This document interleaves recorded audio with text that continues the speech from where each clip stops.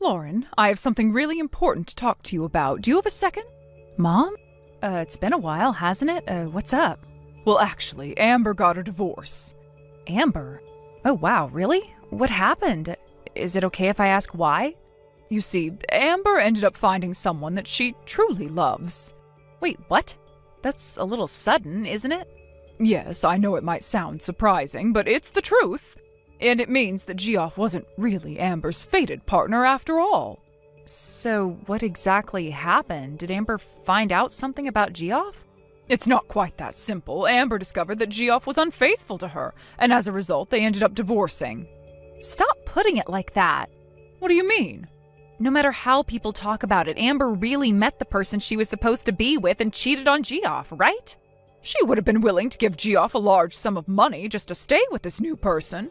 She truly found the one she loves. So let me get this straight. Amber's the one who's at fault, and she was asked to pay alimony, right? I told you, you need to think about how you're phrasing things.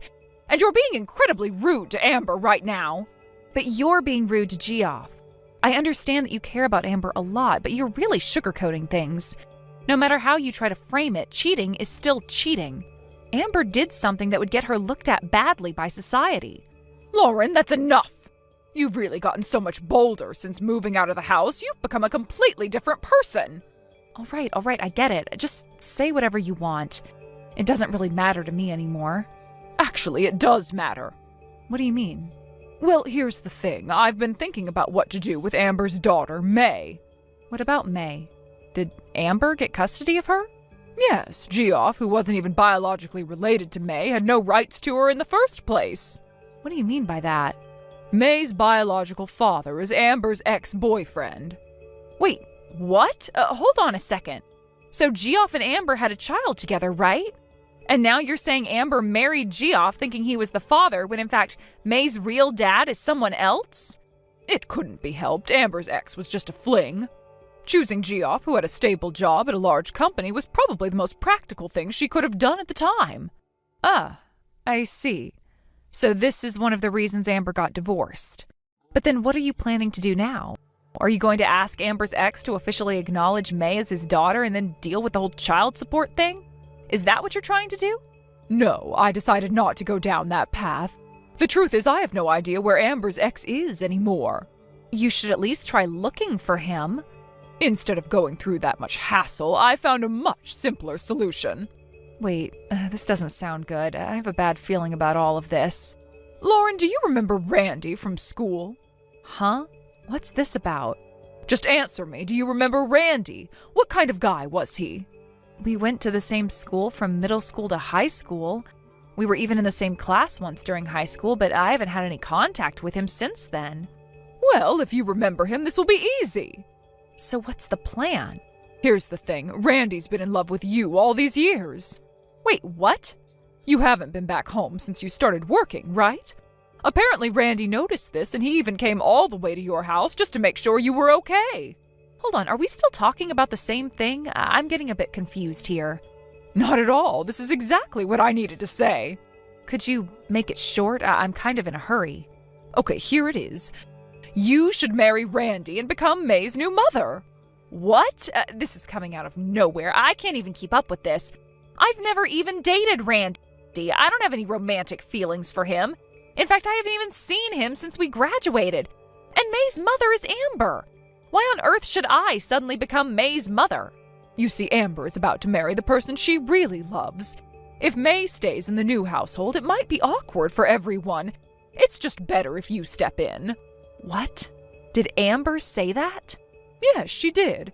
In fact, she's already living with her new boyfriend now. They're taking care of May for the time being. So this weekend, Randy, May, and I are planning to come over to your place. Hold on a second. This is all happening way too fast. What is? What's Randy saying about this? I mean, given everything that's happened, I would think he wouldn't want to suddenly become the father to a child who isn't even his. Oh, Randy said that as long as May is related to you by blood, he has no problem with it. Wait, that's unbelievable. Isn't it? But now you don't have to worry. Just live with Randy and May as a family. All three of you will get along just fine. No, I can't do that. What do you mean? Don't push Randy and May onto me just because it works for your plans. Lauren, don't you care about your niece? What? I only met May when she was 1 year old. I don't even know what she's like now. I can't just decide if I like her or not. And now you want me to marry Randy and become May's mother and accept them as a family?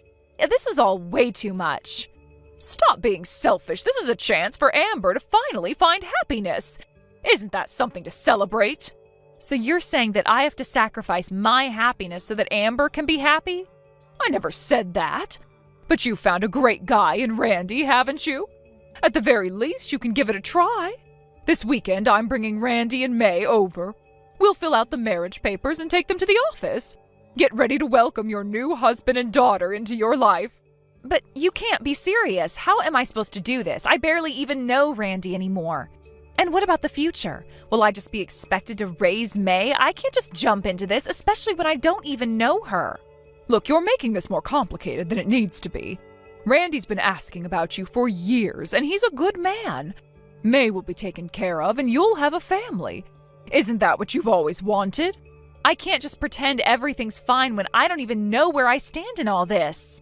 This isn't what I imagined my life to be. It's just too much responsibility too fast. You're always overthinking things, Lauren. Life doesn't wait around. Amber's made her decision, and now it's time for you to make yours. Think about it. May's future will be secure, and you'll have Randy by your side.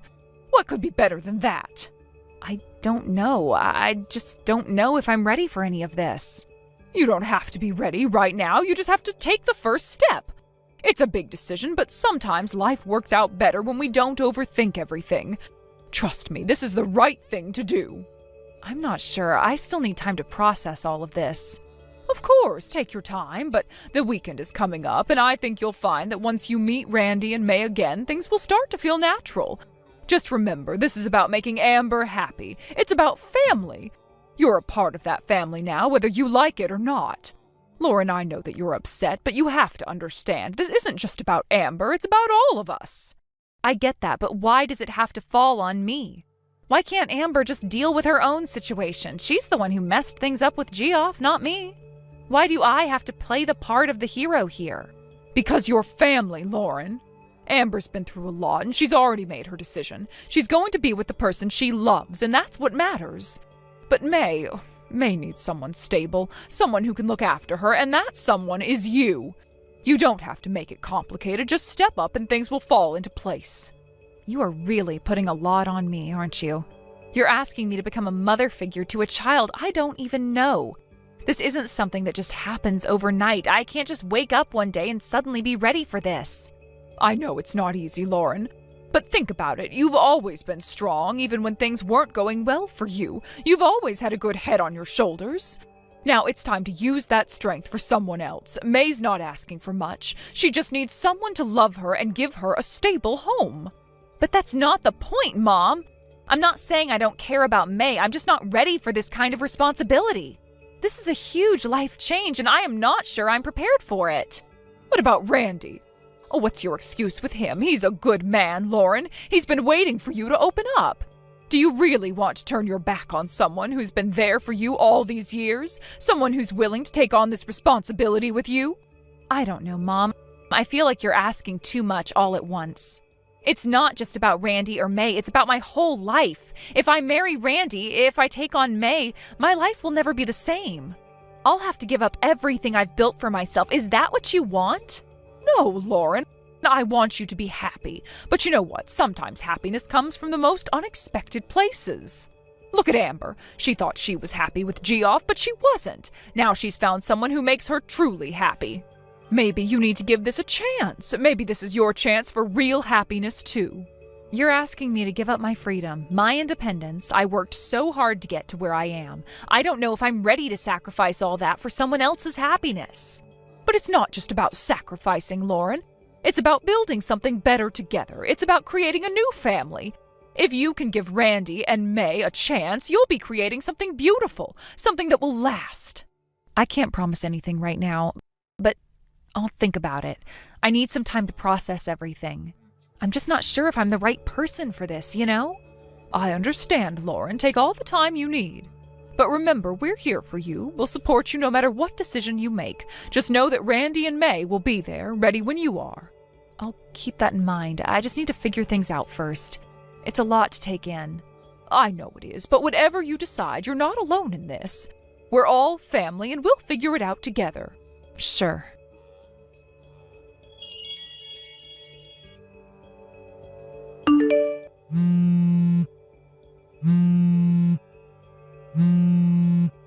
Lauren, you're there, right? I brought Randy and May with me. Open the door quickly. You actually came? Of course. Randy is the person who's going to be your husband, and May is your daughter starting today. Hurry up and open the door. I'm not there anymore. What? I have someone I'm seeing now. What? I was planning to introduce him to my parents during the new year. They always prioritize Amber, but I thought I'd at least report the marriage as a courtesy. But for you to take such drastic action, I can't predict what might happen with my important boyfriend. I'm never going back there again. I just consulted with him, and we've already submitted the marriage registration. Lauren, hold on. I told you I won't let you be so selfish. Mom, if you think I don't know anything, you're making a huge mistake. What? Even though I've left home, I still keep in touch with friends. What are you talking about? Amber's alimony? You had Randy sign a promissory note for her, right? Randy told me that as a condition for letting me marry him, and you agreed to it, didn't you? How do you know that? Randy got drunk one night and spilled the details. He revealed that May's real father is Randy. What? My friends were kind enough not to let me hear this, but Amber at the time was playing a cruel prank. She was trying to get Randy to assault me. But somehow things went awry between them and May was born. It's apparently well known in certain parts of the community. Well, that doesn't matter now. Besides, Randy's family runs a business. Randy, the heir, is May's real father, and what better environment to raise her in than that? Well, isn't that a wonderful turn of events? But, Mom, the money Randy spent for May's sake, it seems like he took it from his parents' company's safe without permission. What? You didn't know that? One of my friends works there, and apparently Randy's actions were caught on the security cameras. Since this morning, there's been an uproar at the company. They've asked me to tell Randy to return as soon as possible. They even said you should hurry back and explain yourself before you get involved as an accomplice. You think you can intimidate me by saying that? Why don't you ask Randy yourself? Is it really true? Either way, if you don't know where I am, you have no choice but to leave. If you stay here and get treated like a suspicious person, it'll definitely turn into a police matter. Is that really okay with you?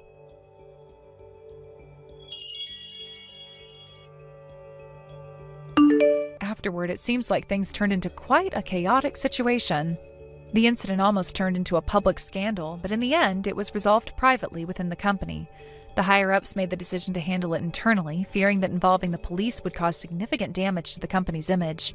Randy, however, faced severe consequences. He was removed from the list of potential successors to the company, which had been his clear path for the future, and as a result, he was completely disowned by the family. Furthermore, my sister's life took an even more difficult turn. She had been in a relationship with Randy, and the man she believed was the one found out about it. The news of her past with Randy was enough for him to break things off with her. Her dreams of being with the man she loved, the one she thought she would spend her life with, came crashing down. He couldn't accept the relationship with Randy, and as a result, my sister was abandoned, emotionally devastated and facing a deep sense of loss. It was hard to watch her go through it. The situation got worse financially as well. My sister was supposed to pay a settlement, a significant amount of money as part of the repercussions of everything that had transpired. But that money, along with the company funds lost because of the scandal, disappeared into the wind. To make things right, the only option left was for my family to sell our family home. The house that had been passed down through generations was sold to pay off the debts and return the money that was misused during the scandal. My parents, my sister, and even Randy himself now live together in a rundown apartment. It's a far cry from the life they once knew, and it's hard to believe that it all unfolded so quickly. On a somewhat brighter note, May's situation improved after everything that had happened. She was taken in by my uncle and aunt, who are wonderful, grounded people. They're well-balanced and full of common sense, and they didn't hesitate to bring her into their home. I'm extremely relieved to know that May is in good hands. She's surrounded by stability and love now, and that knowledge brings me some peace. It's one thing I can feel thankful for amidst the chaos.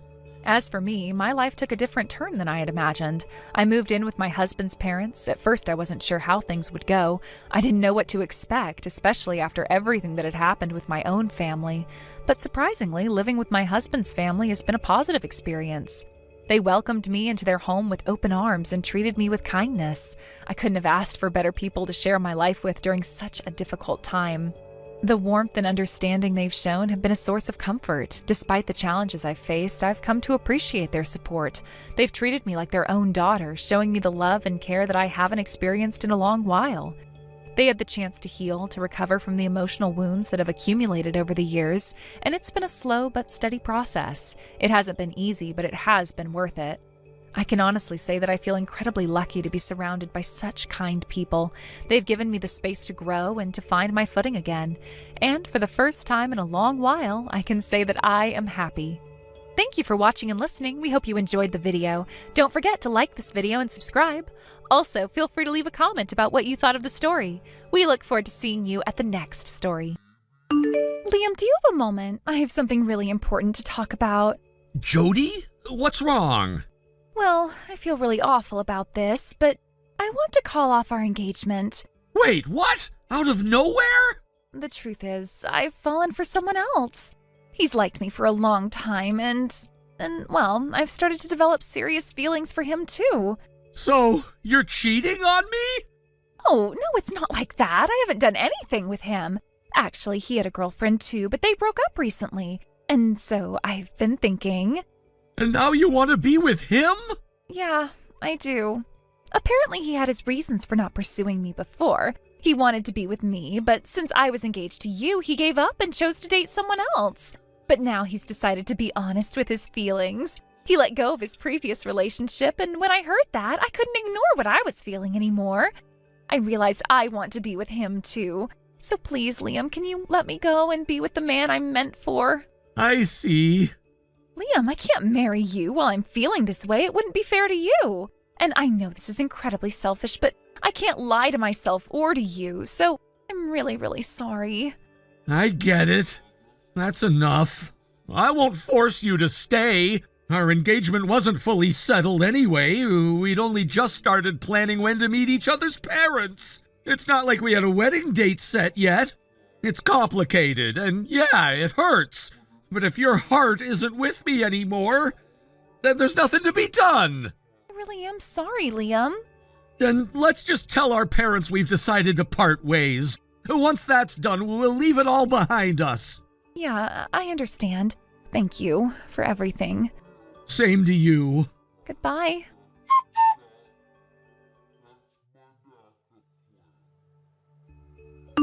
Liam, what the hell was that? Whoa, Emma, calm down. What happened? It's your ex-fiancé. Jody? What about her? I haven't seen or spoken to her since we broke off the engagement. Well, you might want to sit down for this. She's been messing with my fiancé. Wait, what? Hold on. What exactly do you mean by that? Jody is trying to get with Arnold. No, that's impossible. That can't be right. You and Arnold already moved in together, and you're literally getting married next week. Jody told me she fell for someone who'd just become single, and that was why she ended things with me. But Arnold isn't single. You two are still together. How the hell did we end up in this situation? That's what I'm trying to figure out. All right, slow down. Tell me everything from the beginning. I need to know exactly what happened. Okay, so this morning I was at Arnold's apartment. You know how he's been having trouble with that weird woman who won't leave him alone? Yeah, I remember you mentioned something about that before. Well, she kept showing up, sending him messages, hanging around the building, all kinds of creepy stuff. So I figured I'd stay over today to help keep an eye on things. And then just a little while ago, guess who showed up at his door? No way. Are you telling me that the stalker is Jody? Bingo. You've got to be kidding me! I wish I was. What did she do? Well, at first we didn't answer the door, but she just stood out there talking to herself, saying all kinds of crazy stuff. Stuff like, I broke off my engagement for you, and now we can finally be together. You should be happy. What the hell? Yeah, exactly. She sat there right in front of the door for at least 30 minutes, minutes just rambling on about how everything was finally falling into place, how Arnold should be grateful, and how she had made this huge sacrifice for their love. It was surreal. Jesus! Eventually, the landlord saw her sitting there and came over to check what was going on. He told her she had to leave, and she finally got up and left, but not before making it painfully obvious that she had been planning to stay the night. Wait, what do you mean? She had a damn suitcase with her, Liam. Like a full-on rolling carry-on bag. You're joking! I wish I was. Oh man, that's a whole new level of insane! Right? But wait, Jody doesn't actually know what I look like, does she? No, I don't think so. I don't think she ever saw you in person when we were engaged. Exactly, and I'm pretty sure she has no idea that Arnold's fiancée is actually my sister. Yeah, that would explain a lot. I only recognized her because you sent me that picture of her before. When I saw her through the peephole, I thought she looked familiar, but I couldn't quite place her at first. Then I grabbed my phone, checking the photo again with Arnold, and bam, there she was. Damn, this is insane. None of this makes any sense. I know, right? Jody told me she fell for someone who was already taken but had recently broken up with their partner. That was her entire reason for breaking off her engagement. But you and Arnold are still together. So who the hell was she talking about? That's what I want to know. How did she even get it into her head that Arnold was suddenly available? Where is this coming from? I have no idea. But one thing's for sure, we need to deal with this before it escalates. Are you sure you want to get involved? I mean, I don't want to drag you into this mess if you don't have to be. It's fine. Honestly, I should have asked more questions when Jody broke things off with me. I didn't push for details at the time, and maybe that was a mistake. But more importantly, she clearly doesn't know that you and Arnold are still together. Someone needs to tell her the truth before she causes even more trouble. You really think that'll help? I don't know, but if she's under some delusion that Arnold is single and waiting for her, then at the very least we need to correct that. Otherwise, she might keep showing up. Yeah, I really don't want to deal with another scene like today. I'll message her right now and see if I can get her to explain herself. All right, thanks, Liam. And hey, if things get weird, don't hesitate to call me, okay? I will.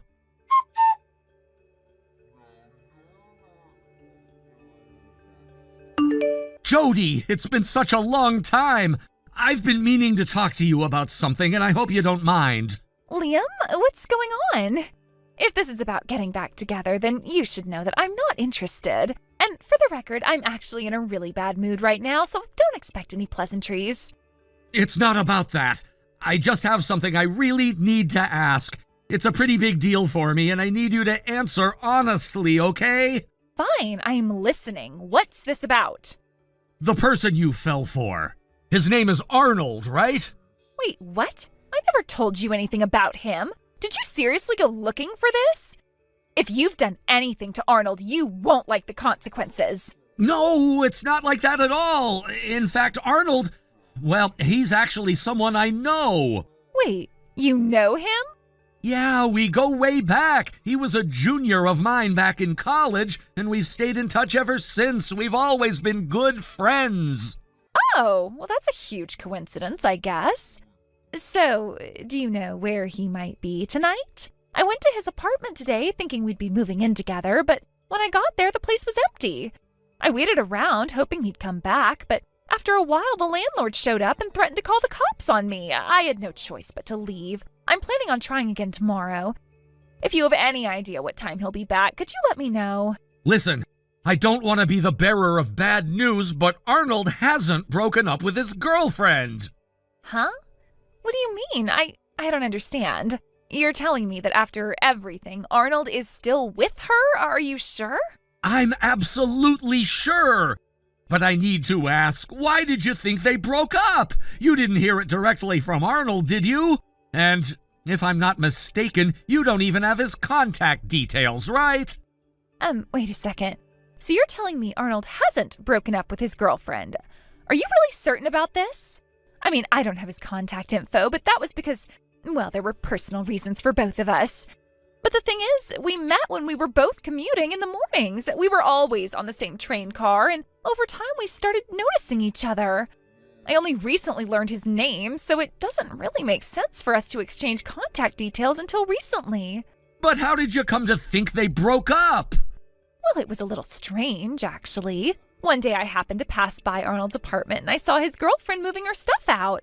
It was all packed up and ready to go, and she was carrying out boxes of furniture. It seemed like she was leaving, so naturally I thought they must have broken up. No, you completely misunderstood that situation. Misunderstood? What do you mean? That was a pretty clear sign to me. She was moving all her things out. Isn't that what happens when people break up? Actually, what you saw was just her moving her things to their new apartment. See, Arnold and his girlfriend work in different industries, and because her busy season ended first, she started the process of moving their stuff ahead of time. She's been packing things little by little, and she's already settled into their new place for now. The move's not over yet, but she's already started living there. So everything you saw was part of the plan for them to start living in the new place together. Oh, so that means they're not breaking up after all? Exactly. You completely misread the situation. I see now. I guess I was just too quick to assume. So Arnold's still with her, huh? Yes. And now I have to ask you, why did you think they broke up? You must have jumped to conclusions, right? Well, I guess you're right. But it's hard not to get the wrong idea when you see something like that. I've just been feeling so confused and uncertain, and when I saw her moving all her things, I couldn't help but think it was the end for them. I understand how you feel, but Arnold and his girlfriend are actually doing just fine. You've got it all wrong. So Arnold hasn't been able to break up with her? He's still hanging on to her? What are you even talking about? Arnold's not holding on to anything. He and his girlfriend are in a good place. They've been together for a long time, and nothing's going to change that. I'm so confused. It's just that when you've had your heart set on someone, it's hard to let go, you know? I get it. I really do. But Arnold and his girlfriend are solid. You can't just make assumptions about the relationship based on what you saw. Guess so. But listen, Liam, I know this is probably not the right time, but I want to ask you something. Please tell Arnold the truth. I know what he really feels, even if he's not admitting it. He just needs to be honest with himself and take the courage to move forward for the sake of what we had. Please tell him for me. Wait a minute. I was going to try and figure out how to say this to you, but since you've asked so directly, I'll just say it as it is. What are you talking about? Arnold's girlfriend is my sister. What? Your sister? Are you serious right now? Yeah, it's crazy, right? The world really is small sometimes. Actually, when you went to Arnold's apartment earlier today, my sister was there with him. Wait, what? Your sister was there? Yeah, it turns out Arnold's been dealing with a stalker situation, and he asked my sister for help. They've been keeping an eye on things together, and when you showed up, well, they weren't exactly expecting you. Wait, a stalker? I don't understand. Arnold's been having problems with a stalker? Yeah, that's right. My sister's been helping him out with that. She's been helping him deal with it, making sure he's safe. But that doesn't make sense. So what about Arnold and my sister? How did they get together? Well, the whole thing started when Arnold came over to my family's house to visit. My sister happened to be there, and Arnold was immediately taken with her. He spent 6 months chasing after her, and finally she agreed to date him with marriage in mind. They're completely in love with each other, and they've been through a lot together. So to be clear, Arnold isn't interested in anyone else. You're telling me that Arnold has been in love with your sister the whole time, but I thought we had something special. I can't believe this, but it's true. And honestly, Arnold and my sister are planning to get married soon. I just can't process this. And by the way, Arnold didn't even know about you until now. Wait, what? But we were always on the same train. How could he not know? It was just a coincidence. He wasn't even paying attention to you. He's been focused on his own life and his own relationship. I can't believe this. I thought there was something between us, something real, but it was just a misunderstanding? Yeah, it was all a misunderstanding, and I think it's time for you to let go. But wait, I need to understand. Arnold's really not interested in me then? No, he's not. Arnold's focused on his future with my sister, and that's the reality of the situation. This is crazy. So what happens now? Well, now Arnold's moving into his new place. He's already started packing, and by tonight he'll be gone for good. That apartment you were waiting for him in, it's already empty. No way. This is unreal. Also, Arnold's changed jobs. He's moving to a new company with a better salary. What? He's changed jobs too? Yeah, he finished up his last day at the old place yesterday. He'll be driving to work now, so you won't be running into him on the train anymore. Liam, what about us? Do you think there's any chance for us? What do you mean, us?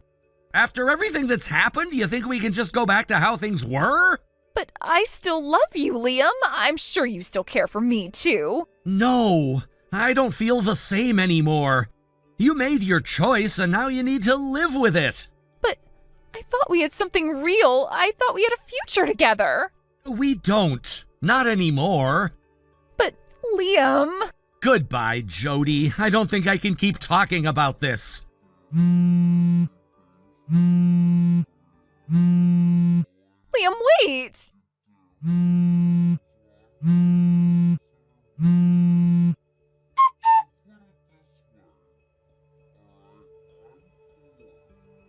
As expected, I immediately informed Jody's parents about the situation. I knew it was the right thing to do. They needed to know what had happened, especially since it was such a serious matter.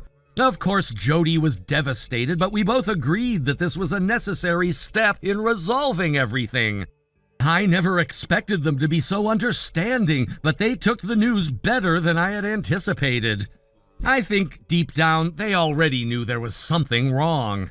Jody's parents, on the other hand, were a bit more complicated. They lived in a more rural area, and at first it seemed like they might try to avoid confronting the situation. But in the end, they decided to come to the city, which I felt was a responsible thing to do. When they arrived, they were incredibly apologetic. They genuinely seemed remorseful for what had happened. Jody's actions had caused so much pain for me, and I had no idea what to expect from her parents. But the sincerity in their apologies was something I hadn't anticipated. They didn't make any excuses for Jody's behavior, which I appreciated. They were simply sorry for what their daughter had done, and that meant a lot to me. When we started talking about Jody's past, things got even more complicated. It turned out that Jody wasn't always the perfect, well-behaved person she portrayed herself to be. She had a history of being manipulative and controlling, something I hadn't been aware of at the time. According to her parents, when she was still living in her hometown, she had a tendency to become overly possessive. As a high school student, Jody had convinced herself that she was the one and only girlfriend of a popular boy in school. She believed that she was the center of his world, and in her mind, no other girl had any business being close to him. She would go so far as to bully and push away any other girls who showed interest in him, even those who were friends or classmates.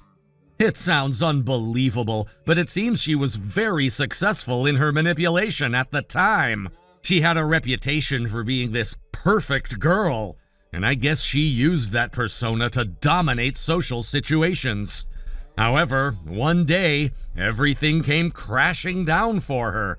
She confronted the boy she thought was her boyfriend, only to hear words that completely shattered her self-image. He told her flatly that she was not his girlfriend. In fact, he had never seen her that way. To make matters worse, he told her that he had always disliked her controlling behavior. That moment was a turning point for Jody, and she couldn't handle the humiliation. After that incident, she became an outcast in her hometown, unable to show her face around her peers. The boy she had once believed she was meant to be with had rejected her in the worst possible way, and she couldn't bear the reality of it. In the aftermath of this revelation, Jody's parents said she became very withdrawn. She was so embarrassed by what had happened that she couldn't stay in her hometown anymore. At the time of her high school graduation, she packed up and left, deciding to leave everything behind. It was clear to everyone that she was trying to escape from the reality she had created. But it wasn't that easy for her. Jody's parents, seeing that she was spiraling, tried to bring her back home. But when they did, they didn't exactly give her much of a choice. They had already arranged for her to marry a man much older than her, someone who lived in the neighborhood. This man was in his 40s, and Jody's parents quickly pressured her into marrying him. They saw it as a way to stabilize her life, to give her a chance to grow up and move on from her past mistakes. It wasn't an ideal situation for her, but at that point, it seemed like her parents believed it was the only option. Jody's new husband was someone who didn't have much to offer in terms of love or emotional support. He wasn't abusive or cruel, but he was certainly not the kind of man Jody had ever imagined herself marrying. From what I gathered, her marriage was more of a practical arrangement than a romantic one, but as Jody's parents had hoped, the structure of the marriage seemed to give her some stability. She began to settle into her new life, and eventually she was able to put her past behind her, at least on the surface. Now Jody is living under the strict supervision of her in-laws. From what I've heard, she's no longer the independent, free-spirited person she once was. The woman who used to act with such confidence and entitlement is now constrained by the watchful eyes of her husband's family. They keep a tight hold on her, making sure she doesn't stray from the path they've chosen for her. It's unclear whether or not Jody has come to terms with her new life, but it seems that her options are now limited. She's stuck in a cycle where she has to meet the expectations of everyone around her, and she has no room for personal freedom. As for her behavior toward me, I can't say that I feel any sense of closure. The apology I received from her parents was appreciated, but it didn't change the fact that I had been hurt deeply. Jody had led me on and then completely blindsided me with her actions. I had trusted her, and in return, she had betrayed that trust in the worst way possible. It's hard to let go of that kind of pain, no matter how much time passes. Her past, though, offers some perspective on why she acted the way she did. From what I understand, Jody had always struggled with issues of self-worth. She had constantly sought validation from others, particularly from men, in order to feel good about herself. When she was younger, she used manipulation and control to get what she wanted. However, as we all know, this kind of behavior eventually backfires. Jody is no exception to that rule. Her world came crashing down when her perfect image was shattered, and it took a toll on her psyche. Now, years later, she seems to be a shadow of the person she once was. I don't know if she'll ever truly find peace with herself, but for now it seems that she's living in a world where she has little control over her own life. She's been forced into a box, and it doesn't seem like she has the courage or the freedom to break out of it. For me, though, this chapter of my life is coming to a close. I've learned a lot from what happened with Jody, and it's shaped who I am today. I'll carry the lessons with me, but I'm ready to move forward. As painful as it was, the experience taught me the importance of trusting my instincts and recognizing when someone's actions don't align with their words.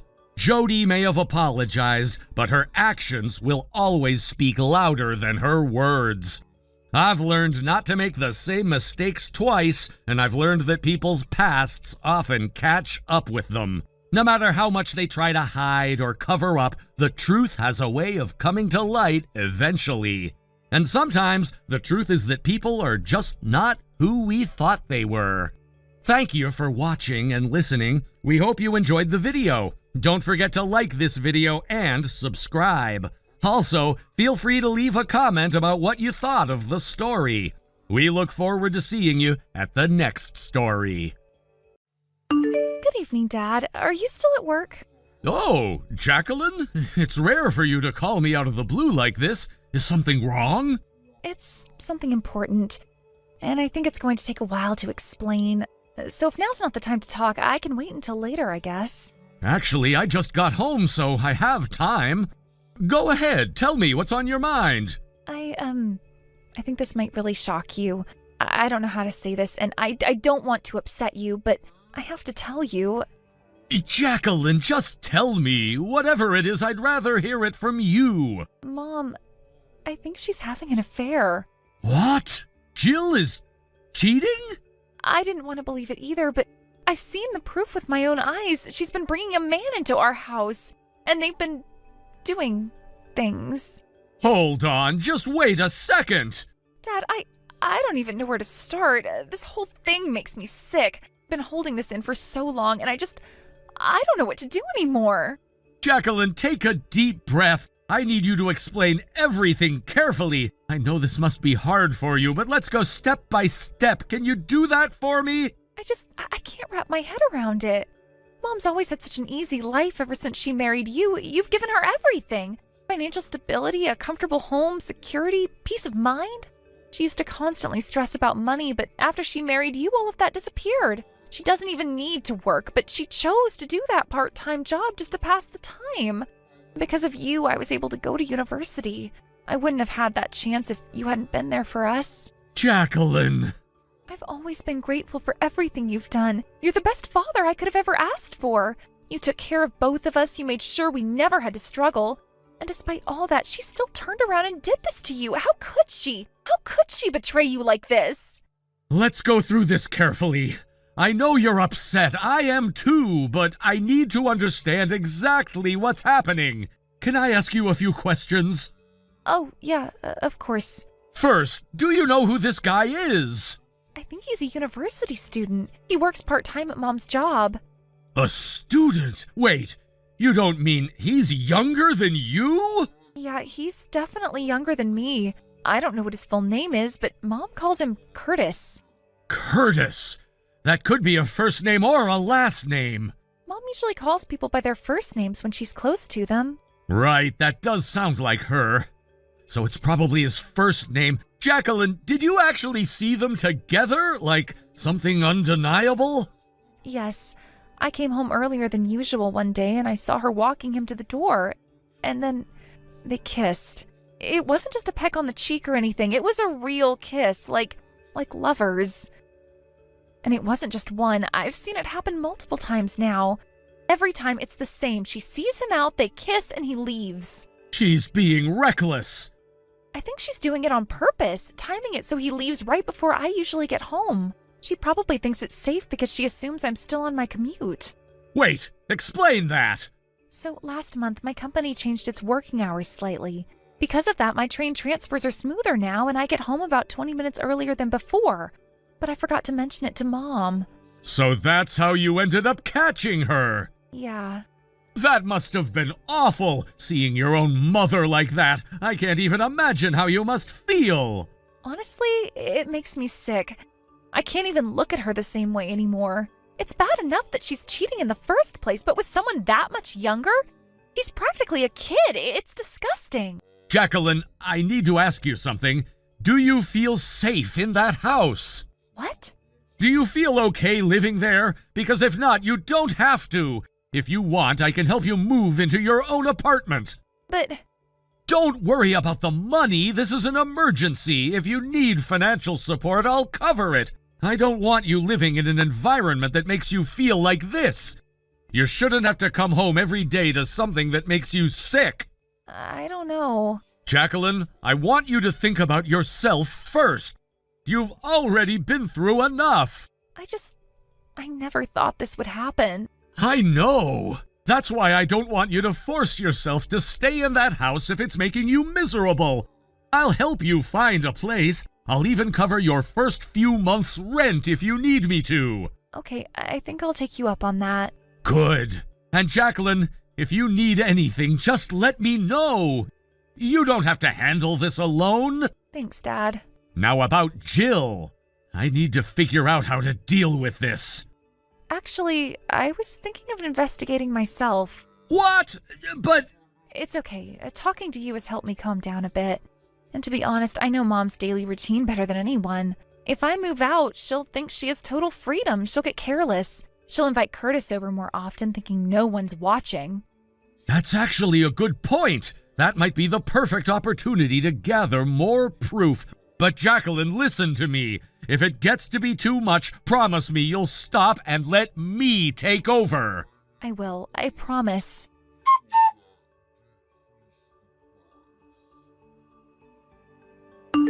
Jill, can I talk to you for a second? Oh, what's up? I've been thinking. I was wondering what you're doing right now, just now, at this moment. That's a strange question to ask. I can't remember the last time you reached out just to ask about something like that. It's always been about something specific. Is something wrong? Yeah, no, I mean, I'm sorry, I didn't mean to sound strange. It's just things have been crazy lately. Work, life, everything's been spinning out of control.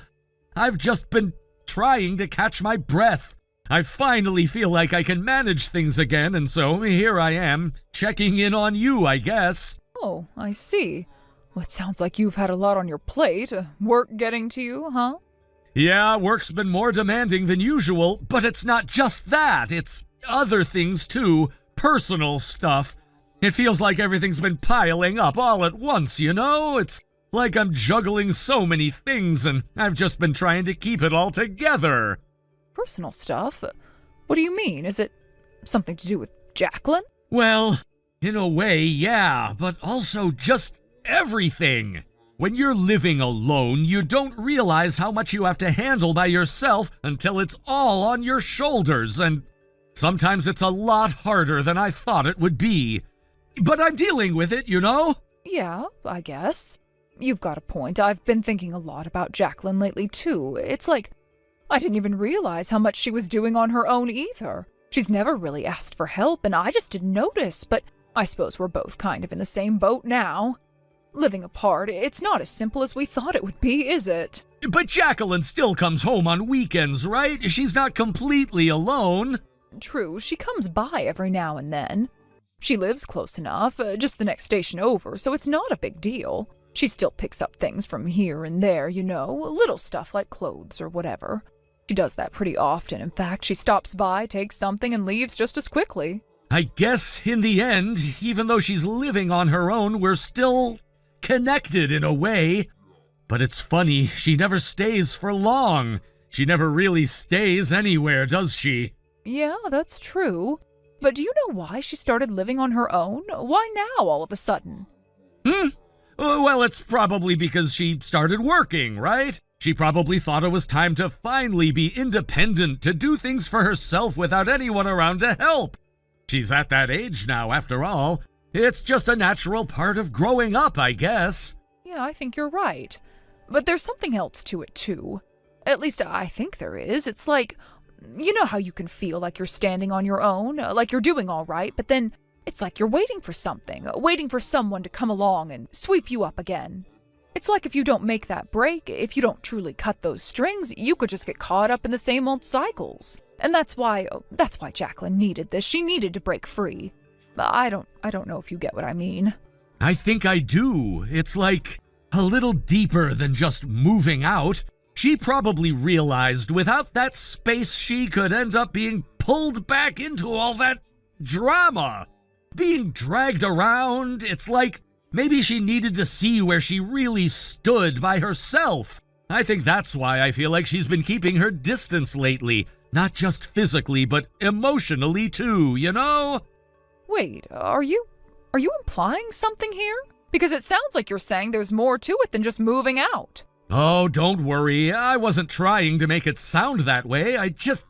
I'm thinking about things, that's all. But if you think about it, you've been kind of distant too, haven't you? You've been living alone for a while, and it's obvious we haven't really had the chance to talk. Really talk like we used to. It's like we're drifting apart. Do you feel it? Wait, you're reading too much into this, a little too much. I'm just trying to keep things together, that's all. You know how it is. It's just that things pile up sometimes, and I have to deal with them. But yeah, you're right. We haven't been talking much, and I guess I miss how things used to be too. It's not like I wanted things to change, but they have. But hold on, you just said something earlier. You're telling me you're living alone, but it doesn't always feel like that, does it?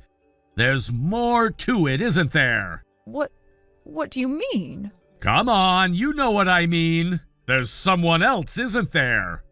What? No!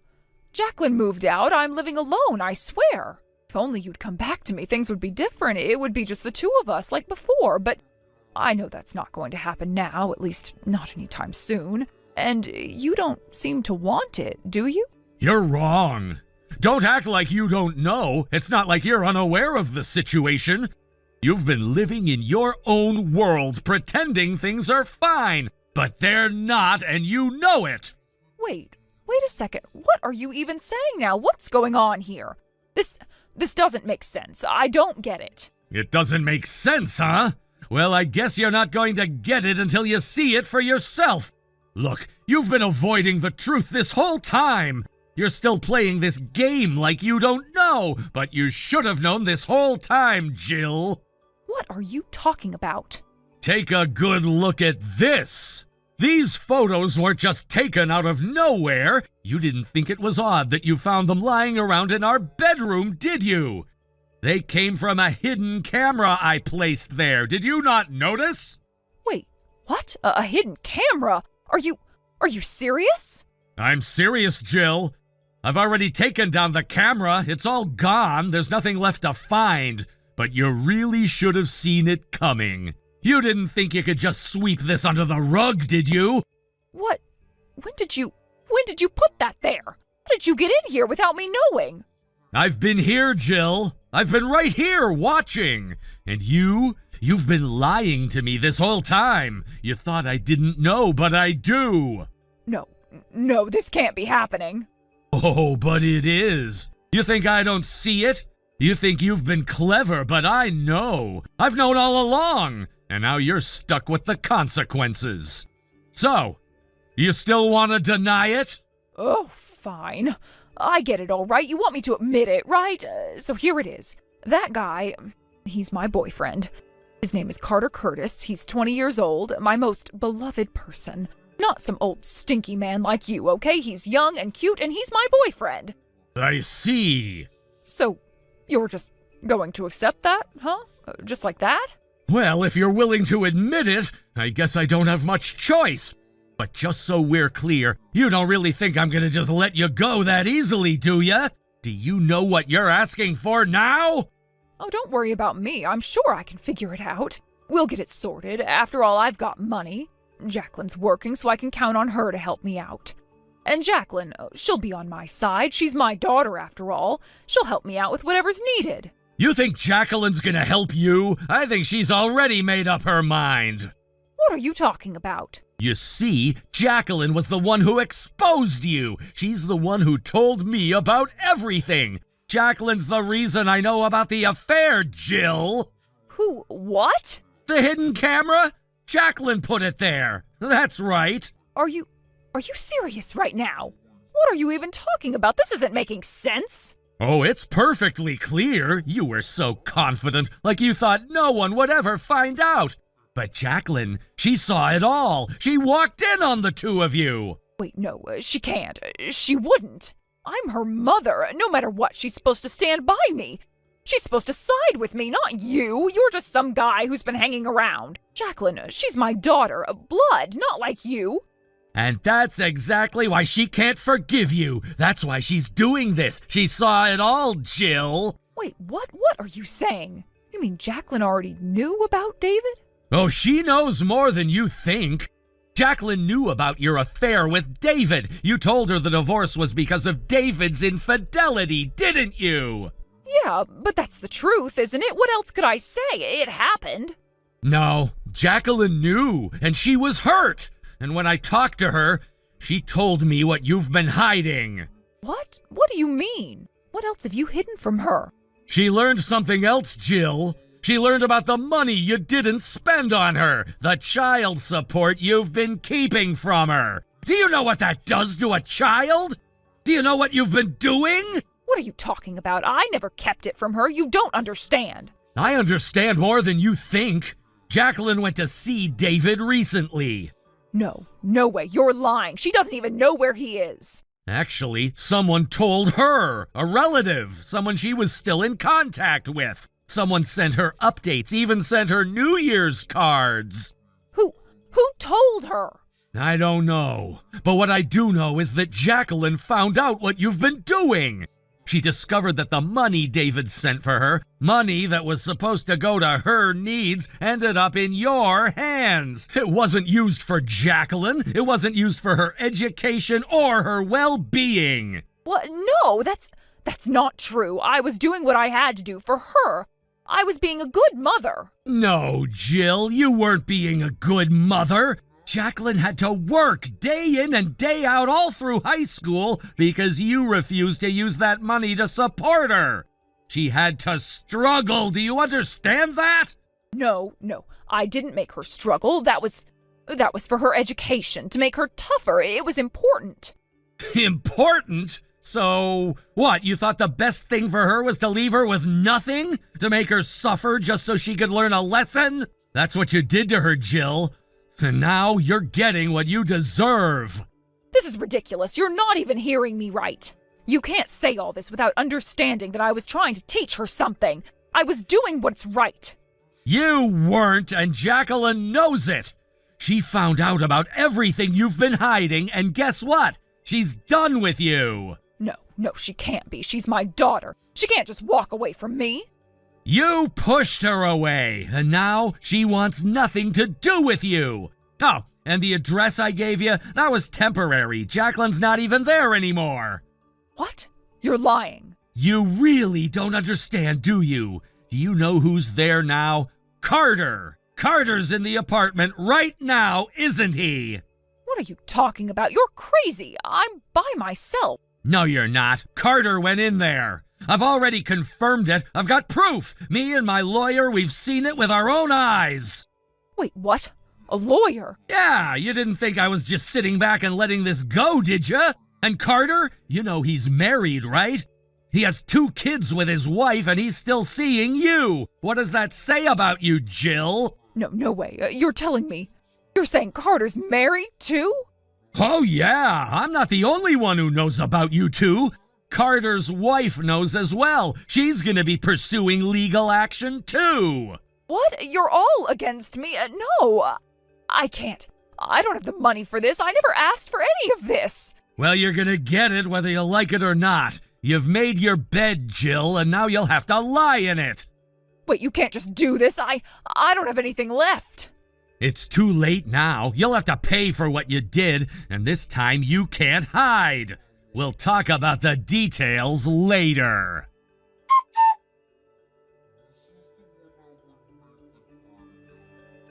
As I approached the door to my house, I heard the familiar sound of the lock clicking shut. It was as if the universe was reminding me just how determined she was to resist. The audacity of it all, this pathetic refusal to admit defeat, was truly something to behold. How much longer was she going to keep up this charade? It was clear to me that she was holding on to something she knew was slipping away, but her efforts were becoming increasingly laughable. Of course, the moment I reached for my key, the matter was resolved. I had the key, after all, and there was no obstacle that could stop me from entering my own home. As the door swung open effortlessly, I couldn't help but feel a slight sense of triumph. This was my house, not hers, and despite all her efforts to hold on to what wasn't here anymore, reality had a way of putting things back in place. Inside the house, things were quieter than usual. I knew she'd been trying to avoid any confrontation, hiding away like a child caught doing something wrong. She had no one to lean on now, no one to protect her from the consequences of her actions. For all the strength she had tried to project, it was all unraveling now. The facade was cracking, and she could no longer pretend like everything was fine. The first thing I noticed as soon as I stepped into the living room was the absence of Carter, her so-called lover. His presence in this house had always been a thorn in my side, but now that thorn was gone. As I had anticipated, he had already made his exit. He'd been quick to make the decision to divorce. It wasn't surprising, really. The moment I heard that he'd been seeing someone else while still married, I knew he'd fold under the pressure. He had been nothing more than a coward, hiding behind the illusion of a glamorous relationship, only to find himself in the crosshairs of a woman who would tear him apart without hesitation. Carter had always relied on his wife, a well-established woman with a successful career. She had been the one supporting him financially, giving him the freedom to play around and indulge in whatever whims he had. But that came with a price. The woman he was involved with, my ex-wife, had been nothing short of a storm. She was relentless, a force of nature that couldn't be ignored. She demanded complete submission, and Carter was no match for her fury. It didn't take long before he was reduced to a trembling wreck, the man who had once tried to play the part of a confident lover, now resembling a scared little puppy, cornered and unsure of what to do. As for Jill, his wife, the situation was even more complicated. Her world was crumbling, and she was starting to realize the weight of her choices. She had been completely blindsided by Carter's affair, and now, as if the universe had decided to throw in another twist for good measure, she was left without anyone to rely on. Her own daughter, unable to forgive the betrayal, had severed ties with her, and that left Jill in an even worse position than she had imagined. Her social standing, her support system, everything was falling apart piece by piece. Now, with the divorce finalized, Jill found herself alone. She had no one left to help her and no one to turn to for support. This is what happens when you betray the people who care about you. Jill, in her desperation, had nowhere to go but to me. I could see it in her eyes, the panic. It was clear that she hadn't thought through the consequences of her actions. She had assumed that she would somehow come out on top, that she'd find a way to get through this mess without any serious repercussions. But that wasn't going to happen. She was about to find out that actions had consequences, and those consequences weren't going to be pretty. As she begged, as she pleaded for me to help her, I remained unmoved. It wasn't about being cold or unforgiving. It was about understanding that there was no easy way out of this. She had taken everything she could from me, from our family, and now there was nothing left to offer. I wasn't going to be her safety net anymore, not after everything that had happened. At this point, the reality was undeniable. Her desperation was clear, but I wasn't the one who was going to save her. She had to face the consequences of her own choices, and no amount of pleading was going to change that. She had wanted to play games, to tear apart everything in her path, and now it was time for her to pay for those games. But even as she tried to push me into a corner, to manipulate me into feeling sympathy for her, I knew that there was no way I was going to give in, not anymore. There was no room for compassion when it came to someone who had hurt me this deeply. The worst part was that she didn't even seem to understand the gravity of what she had done. She thought she could fix everything with a few words, a little bit of emotional manipulation. But this time it wasn't going to work. As for David, he had his own questions for her. He wanted answers. He wanted to know why she had used the money meant for our daughter's education on her own selfish desires. How could she have been so reckless? How could she have spent money that wasn't hers to spend? Money that was meant to secure our child's future? I could see the anger in David's eyes when he confronted her about it. He was just as hurt as I was, and there was no excuse for what she had done. In the face of his accusations, Jill had no choice but to confront the full weight of her actions. She couldn't hide behind her lies anymore. Her response was predictable. She tried to justify her actions as if there was any valid excuse for what she had done. But the truth was clear. She had been selfish. She had been so consumed by her own desires that she lost sight of what really mattered. Now, as a result of her own mistakes, she was forced to pay the price.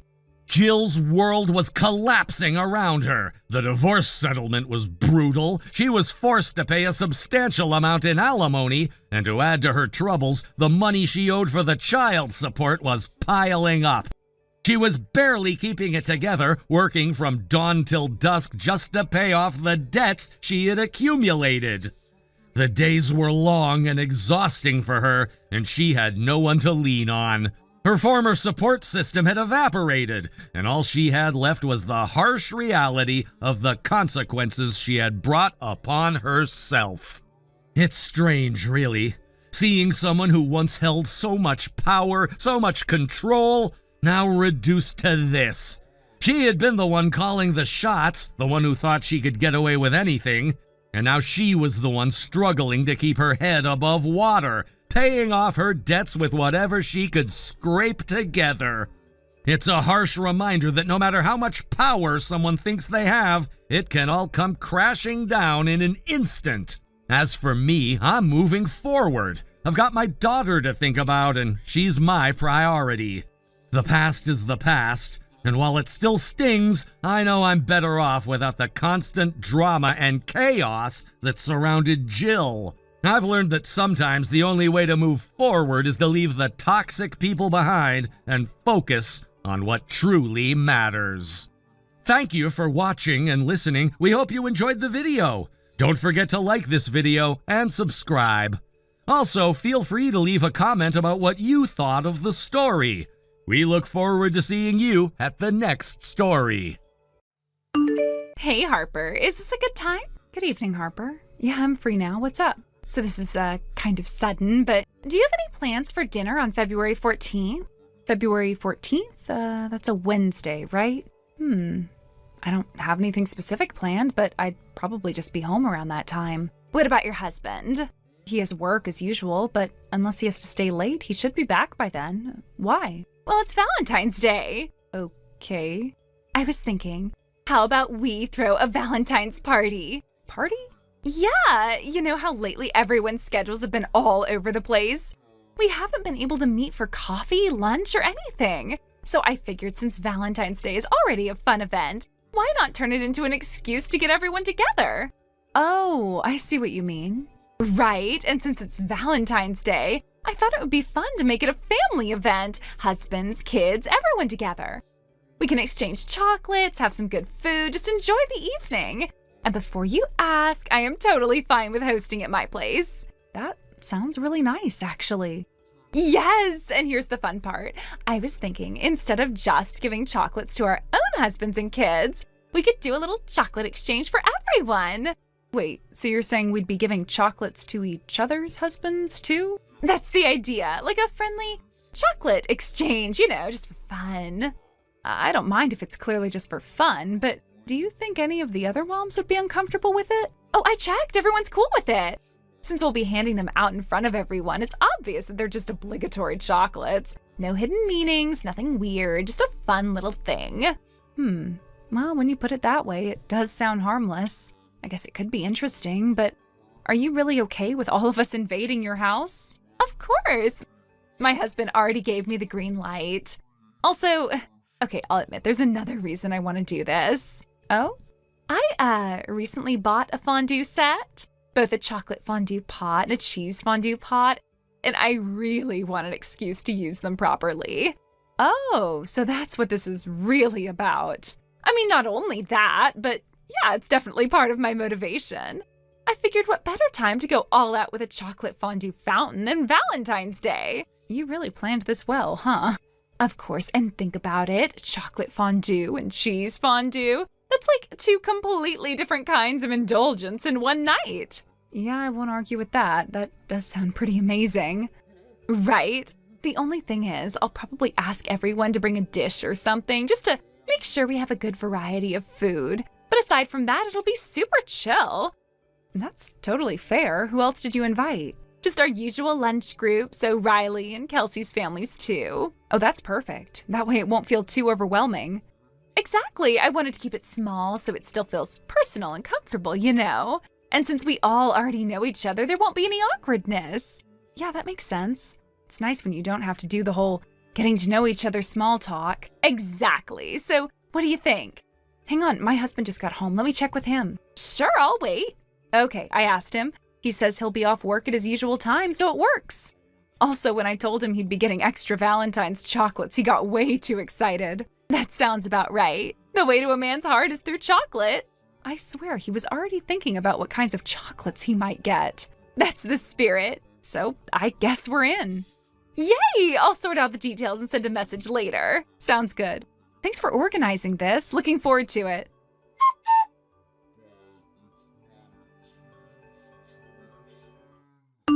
Hey, thanks again for today. No, thank you. We totally invaded your house, but we had such a great time. My husband and daughter are still grinning from all the chocolate they got, me included. We were just talking about how much fun it was on the way home. Especially your husband, right? I bet he was the happiest one of all. Oh, totally. He was trying to play it cool, but I could tell he was thrilled. Back when he was single, he used to get a fair amount of chocolates every year, even if a lot of them were just obligation chocolates. But after we got married, people stopped giving him any. Makes sense. Probably out of respect for you. Yeah, exactly. It's not like he complained or anything, but, I think part of him did miss that little tradition. So when he walked out of your house today with a handful of chocolates, he looked way too pleased with himself. That's so cute. I mean, I get it. It's nice to be appreciated even in a small way. Yeah, he was even teasing me, like, looks like I've still got it, huh? Oh wow, full confidence mode. Right? I just rolled my eyes at him, but honestly, it was kind of funny seeing him that happy. Well, can't blame him. Your husband is tall, good looking.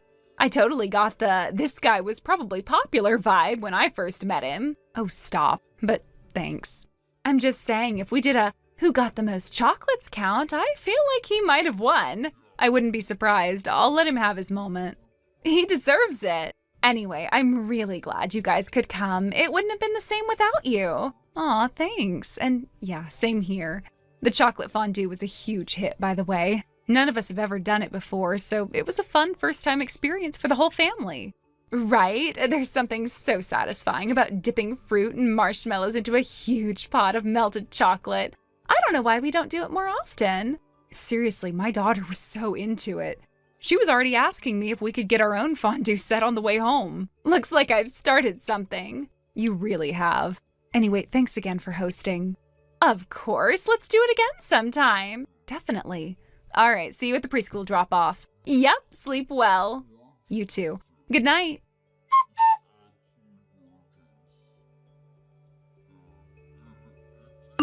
Raquel, do you have a minute? What is it? So, about the Valentine's chocolates. Yeah, is something wrong with them? Did you not like them or something? Oh, no, it's not that. It's just the chocolate muffin you gave me. Was it, by any chance, from that fancy chocolate shop near the station? You know, the one with all those limited edition chocolates and exclusive items? Huh? Wait, was that mixed in with the rest? I didn't even think to check where it came from. Yeah, it's just that my husband, he got one of those muffins. The packaging was exactly the same as the shop's. Oh, maybe I messed up and mixed things up? I was actually planning to give that particular muffin to my husband, but maybe I put it in the wrong bag by mistake. I didn't realize it ended up with you. Is that so? Oh, but don't feel bad about it. Don't feel bad. No need to return it or anything like that. I gave it to you as a gift, so please tell him to enjoy it on my behalf. I'd be happy if he liked it. Yeah, okay. But there's something else. See, there was also a message card that came with it. It said, "I love you. If you feel the same way, send me a message." Now, what's that supposed to mean? Wait, what? So you're saying you did know about it? How do you even know about the message card? Well, I didn't want to bring it up and seem rude since you were the one who gave it to me, but my husband, he likes chocolate, but he's not really a fan of muffins. So I figured my daughter and I would just eat it instead, but when we opened it, there was that card. I'm pretty sure you didn't mean to send a message like that to us, right? Oh, wait. Maybe it was meant for my husband. I'm starting to think I mixed it up. The wrong muffin went to the wrong person. I was probably so rushed that I made a mistake. So it's an honest mistake then? Yeah, I think so. But see, there's a problem. If that muffin was meant for your husband, then what's the deal with the I love you message in the part where you ask him to reply. That's not exactly something you would send to someone who's already married, is it? Well, I'm not trying to be rude, but if you're already married, you wouldn't need to say something like that to anyone. You've crossed that line a long time ago, haven't you? so wait, you're accusing me of something? Are you saying that I'm cheating on my husband with yours or something? No, of course not. I'm not accusing you of that at all. Oh, thank goodness. You really scared me for a second. You were trying to seduce him, weren't you? Huh? What? Why would you say something like that? I didn't seduce anyone. Sure, your husband's good looking, but that doesn't mean I'm trying to pull something behind anyone's back. Please don't make this into something it isn't. Riley's dad and Kelsey's dad. Wait, what? I know this is hard to believe, but we've confirmed this already. Wait, what do you mean confirmed it? Well, while I was sitting there thinking about what was going on with this whole chocolate muffin thing, I got a call from Kelsey's mom. She was wondering about the same message, so I talked to Riley's mom, and guess what? Turns out all 3 of the dads who came to your little Valentine's party yesterday got the exact same message with their chocolates. No way. Yeah, I know it's hard to believe, but that's why I'm asking. Do you have an explanation for this? You invited us to your house and you called it a Valentine's party. But really, it was an excuse to give your love chocolates to other people's husbands. Do you think that's okay? You're seriously going there? You're making me sound like some kind of villain. Just because I gave some chocolates doesn't mean anything is going on. I'm not saying you're a villain, but look, depending on your explanation, things are not going to end well for you. Are you seriously saying everyone is ganging up on me? All I did was give chocolates. If you have a legitimate reason, then fine, explain it. But this isn't something a married woman with children should be doing. You know that, right? Love is freedom. I believe in following your heart and doing what feels right. That kind of excuse works if you're single. You can't say things like that when you're married. If you were just some random single person, I might understand, but not now. I'm being honest with you. My husband saw that message card and he was disgusted. He's completely turned off by it. Wait, what? Are you saying that he didn't like my confession? Are you for real? Of course not. If he had any sense, he would be creeped out by a married woman giving him love notes. But just a little bit isn't bad, right? Are you serious? Do you even know what the other parents are calling your husbands at the kindergarten? They call them the handsome dad trio. What? Yeah, it's ridiculous, but true. They're all good-looking guys, and honestly, you got lucky landing one of them. So now, after everything, you think it's okay to ask for a turn with them? You really think that's fair? No, this isn't about fairness. It's about wanting a little taste, just one time. You've completely lost it. You can't be serious. You don't get to borrow someone's husband for a day just because they're attractive. That's not how it works. What's the problem? Is it really that hard to share a little bit of happiness? Excuse me? That's not how relationships work. You can't just take whatever you want because you're feeling entitled.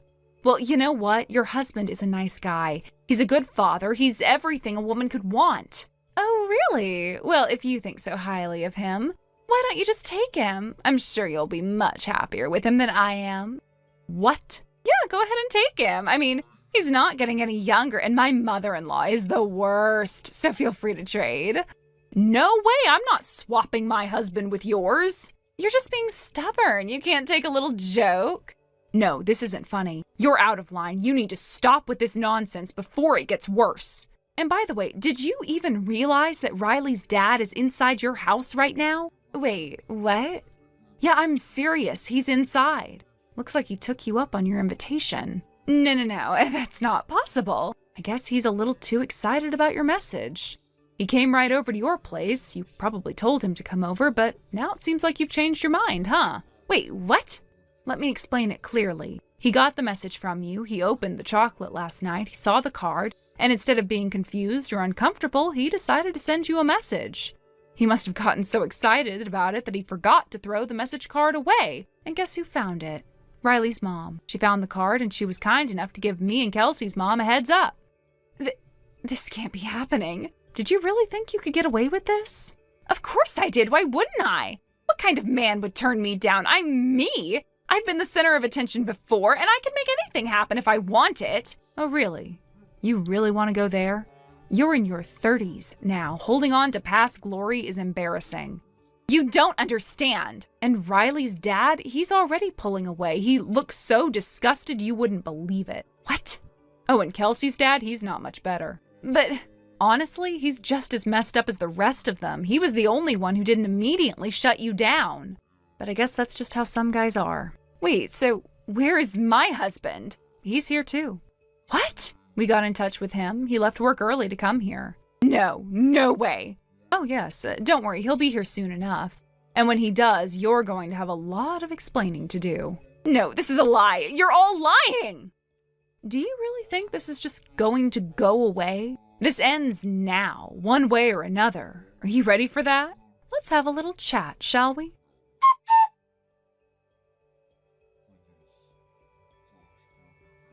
Raquel, under the guise of hosting a Valentine's party, set out to seduce 3 married men. Her plan seemed to be carefully crafted, and it wasn't just a casual invitation. She'd clearly put a lot of thought into it, believing she could manipulate the situation in her favor. The men in question, 3 married individuals, were unsuspecting. They had no idea what she was planning when they accepted the invitation to the party. Unfortunately for Raquel, her plan wasn't entirely successful. Only Kelsey's father ended up succumbing to her advances. The others, despite her best efforts, resisted her attempts to entice them. It was a strange situation, one where the dynamics of a simple social gathering quickly took a turn for the worse. What was intended to be a lighthearted evening of celebration ended up becoming the backdrop to a deeply unsettling scenario. As things escalated, the children, including Kelsey, were hastily sent off to stay with Kelsey's maternal grandparents.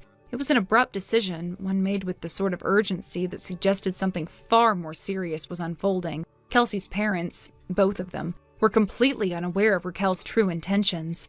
Their trust in her was shattered in an instant when they arrived at Raquel's house. The scene that awaited them upon their arrival was far worse than they could have imagined. As they stormed into the house, what they found was nothing short of disturbing. 2 half-naked figures were scrambling in a panic on the bed, caught completely off guard by their intrusion. The entire situation was a chaotic mess, one that made it clear that things had gone far beyond a simple party. The shock and anger that must have surged through Kelsey's father in that moment were palpable. Without wasting any time, the couple confronted Raquel and Kelsey's father, and the consequences quickly became clear. Raquel's actions had led to irreparable damage to both her marriage and her family. It didn't take long for the truth to sink in, and the fallout was inevitable. To put it bluntly, Raquel's marriage ended in divorce. It wasn't just an emotional or personal decision, but a legal one. The marriage had been broken beyond repair, and Raquel, despite her attempts to justify her actions, was unable to salvage anything from the wreckage. The custody of their child was awarded to Kelsey's father, a decision that seemed to be a direct consequence of Raquel's behavior. She had proven herself to be untrustworthy, and her actions made it clear that she could not provide the stable and secure environment Kelsey needed. Meanwhile, Kelsey's mother and father chose to separate, at least temporarily.